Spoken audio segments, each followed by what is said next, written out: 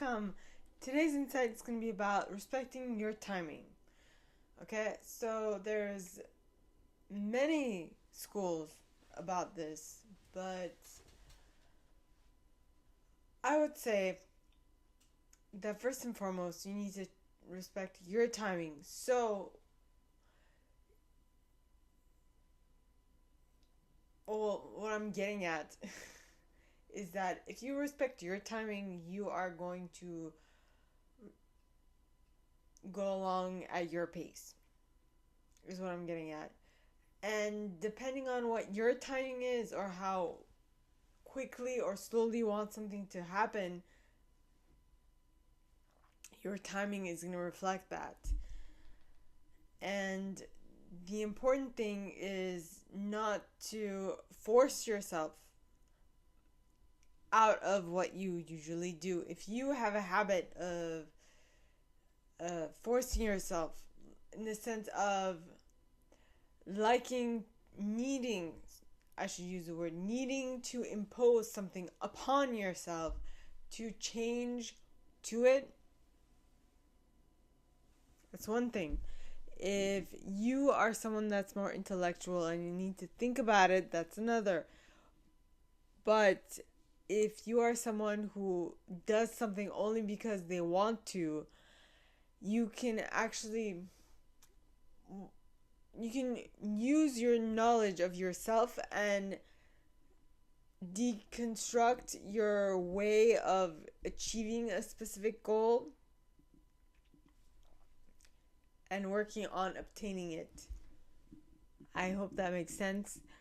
What I'm getting at basically is that if you know what you want to create, you can start moving backwards from your objective. So you have your end goal in mind and you start working backwards. Now, if you are someone who knows what you want to create, but you're like, I have no idea how, I'm not going to force the process, I'm going to let the chips fall where they may, like myself, that's one thing. And because of the fact that I'm like that, I generally follow the situation. I follow what I get from the people around me, which does not necessarily mean that I don't want to go towards a specific goal.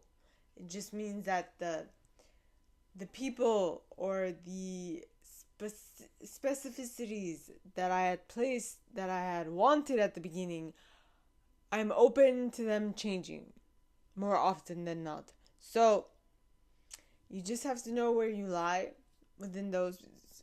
So if you're someone who likes to keep the parameters of your seen objective the way you saw them, you are someone who just likes to move quickly on something.